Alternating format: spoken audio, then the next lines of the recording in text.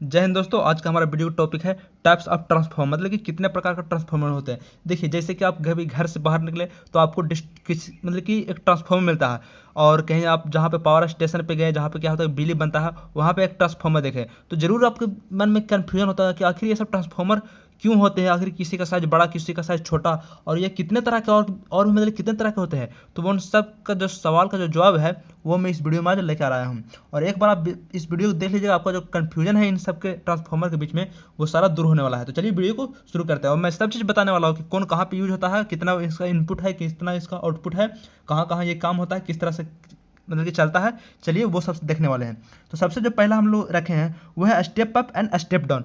Step up and step down जानने से पहले थोड़ा सा पहले ट्रांसफॉर्मर के बारे में जानिए। ट्रांसफॉर्मर में क्या होता है कि हमारा दो सर्किट होता है, एक हमारा प्राइमरी सर्किट होता है और दूसरा हमारा क्या होता है कि सेकेंडरी होता है। प्राइमरी उसको बोलते हैं जिसमें क्या कहते हैं कि हम लोग इनपुट देते हैं, ठीक है, और आउटपुट में क्या होता है कि हम लोग लोड कनेक्ट करते हैं, इसको हम लोग सेकेंडरी बोलते हैं, ठीक है। तो स्टेप अप कब बोलते हैं? तो स्टेप अप में देखिए जो हमारा ट्रांसफॉर्मर के अंदर क्या होता है कि वाइंडिंग होता है। तो जो पहला जो वाइंडिंग है इसको हम लोग बोलते हैं, प्राइमरी को N1 बोल देते हैं और सेकेंडरी को N2 बोल देते हैं, ठीक है। तो स्टेप अप कब होगा? जब हमारा सेकेंडरी साइड क्या है कि हमारा ये बड़ा वैल्यू रहेगा, सेकेंडरी साइड जो नंबर ऑफ टर्न है वो जब ज़्यादा रहेगा तब बोलेंगे हम लोग स्टेप अप है। और स्टेप डाउन कब बोलेंगे? कि जब हमारा क्या है कि ये जो N1 है और ये जो N2 है, तो जो स्टेप डाउन मतलब क्या कि सेकेंडरी साइड हमारा वोल्टेज कम होना चाहिए, मतलब कि वोल्टेज को घटा देगा। तो क्या होगा, N1 हमारा क्या होगा, बड़ा हो जाएगा। तो देखिए जब हम लोग वोल्टेज को बढ़ा देंगे तो वोल्टेज कब बढ़ाएंगे? जब हम लोग नंबर ऑफ टर्न सेकेंडरी में ज़्यादा करेंगे। और वोल्टेज को घटाएंगे कब? जब हमारा N2 जब नंबर ऑफ टर्न सेकेंडरी में छोटा रहेगा। तो स्टेप अप समझ गए, स्टेप डाउन समझ गए, ठीक है। तो देखिए ये तो बेसिकली हो गया वोल्टेज को बढ़ाने के लिए और घटाने के लिए, ये ट्रांसफार्मर को बोलते हैं स्टेप अप और स्टेप डाउन। दूसरा जो है वो है हमारा क्या है, पावर ट्रांसफार्मर। देखिए पावर ट्रांसफार्मर ये बेसिकली कहाँ लगाता है? जहाँ पे हमारा इलेक्ट्रिसिटी जनरेट होता है, जैसे कि पावर स्टेशन में, ठीक है, वहाँ पे हम लोग इसका यूज करते हैं। अब इसमें जो इसका जो इनपुट जो कैपेसिटी है वो है हमारा 400 किलो वोल्ट, 400 के भी, फिर 200, फिर हमारा क्या होगा 110 के भी। ये सब इसका क्या है, इसका इनपुट है, मतलब कि इतना वोल्टेज ये क्या करेगा, लिए ले सकता है। 400 किलो वोल्ट, मतलब कि 400 गुना किलो मतलब क्या 1000 इंटू वोल्ट, मतलब कि ये बहुत ज़्यादा इनपुट इसका लेने का कैपेसिटी है। और ये जो आउटपुट जो हमारा देता है वो जो हमारा देता है कितना, 11 के बी हो गया, फिर 33 के बी हो गया, 66 के बी हो गया। ये क्या है, इसका आउटपुट है, ठीक है।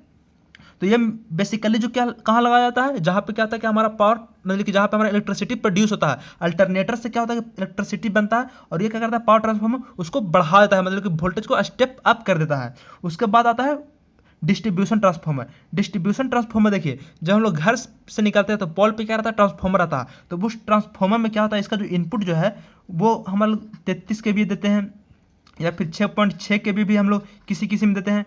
तो वहाँ पे हम लोग मतलब डिस्ट्रीब्यूशन ट्रांसफार्मर को लगाया जाता है, और इसको हम लोग मेनली डोमेस्टिक यूज के लिए यूज करते हैं, या फिर फैक्ट्री के लिए। इसका जो आउटपुट होता है वो कितना होता है, 440 वोल्ट होता है, या फिर 220 वोल्ट। 220 वोल्ट हम लोग घर के लिए यूज करते हैं, 440 ये सब क्या होता है कि फैक्ट्री में ये यूज करते हैं। और मेनली जो हम लोग घर के बाहर देखते हैं वो डिस्ट्रीब्यूशन ट्रांसफार्मर ही लगाया जाता है।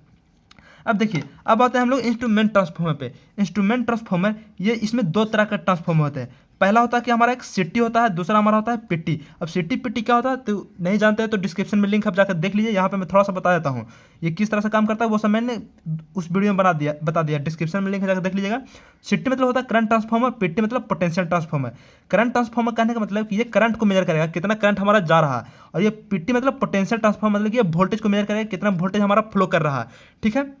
देखिए ये किस लिए लगाया जाता है, ये देखिए छोटा मोटा हम लोग वोल्टेज मतलब कि करंट मेजर करने के लिए नहीं, जो बड़ा बड़ा जो वोल्टेज है, जैसे इसका रेशियो होता है, इसका जैसे रेशियो होता है कि 2000 रेशियो 5, ये इसका मतलब कि सिटी का रेशियो रहता है, उस पर देखिए आप रेशियो लिखा रहता है। और पीटी का रेशियो समझ लीजिए इस तरह से रहता है 500 रेशियो 120 120।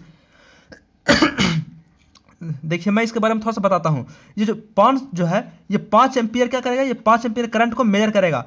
कब? जब ये इसमें 2000 एम्पियर जब इसमें करंट जब फ्लो हो रहा होगा। देखिए मान लीजिए कि यहाँ पे एक वायर है, इसमें करंट फ्लो हो रहा है, तो यहाँ पे क्या लगाया रहता है, इसमें सिटी लगाया रहता है, इसमें दो वायर रहते हैं। तो ये क्या करेगा, ये 5 एम्पियर करंट मेजर करेगा जब इसमें 2000 एम्पियर करंट फ्लो हो रहा है तब। और ये 500/120 है, मतलब क्या कि अगर किसी वायर में 500 वोल्टेज अगर मेजर कर रहा तो ये आउटपुट में क्या होगा 120 वोल्ट को शो करेगा, मतलब कि 120 वोल्ट जब शो हो रहा है मतलब कि यहाँ पे 500 वोल्ट इस वायर में फ्लो हो रहा है। मतलब कि देखिए सिंपल समझिए ना कि जब ज़्यादा वोल्टेज और ज़्यादा करंट जब मेजर करना हो तो हम लोग सिटी और पीटी ट्रांसफार्मर को लगाते हैं बस। अब देखिए उसके बाद है single phase transformer. Single phase transformer करने का मतलब क्या, जैसे कि देखिए पोल पे आप लोग बाल्टी वाला ट्रांसफार्मर देखेंगे, छोटा बाल्टी वाला रहता है, उसमें क्या होता है कि सिंगल फेज रहता है, इसमें एक लाइव रहता है, एक न्यूट्रल वायर रहता है, तो ये 2 फेज रहते हैं, वही हमारा हो गया सिंगल फेज ट्रांसफार्मर। फिर आता है 3 फेज ट्रांसफार्मर। 3 फेज ट्रांसफार्मर जैसे कि आप जो आजकल देख रहे होंगे जो 63 के भी हो गया, 25 के भी हो गया, 110 के भी हो गया, ये सब क्या होता है कि मतलब कि वो 3 फेज ट्रांसफार्मर आजकल नॉर्मली चल रहा है, जिसमें क्या होता है कि 3 लाइव वायर होता है और एक न्यूट्रल होता है। न्यूट्रल तो ये ग्राउंडिंग से वहाँ पे आता है, और ये क्या होता है कि जो 3 फेज हम लोग आता है, जो क्या समझ ली कि जैसे कि सब स्टेशन से आता है और डिस्ट्रीब्यूशन में जैसे आता है कि यहाँ पे 3 फेज हो गया, ठीक है। तो ये 3 फेज हो गया यहाँ पे। अब देखते हैं ऑटो ट्रांसफार्मर। अब ऑटो ट्रांसफार्मर देखिए, ऑटो ट्रांसफार्मर भी सेम एक ट्रांसफार्मर भी है, लेकिन इसमें देखिए नॉर्मली ट्रांसफार्मर में क्या होता है कि 2 साइड होता है, प्राइमरी एक सेकेंडरी, ठीक है। लेकिन ऑटो ट्रांसफार्मर में उस तरह से नहीं होता। ऑटो ट्रांसफार्मर में क्या होता है देखिए, थोड़ा समझ लीजिए।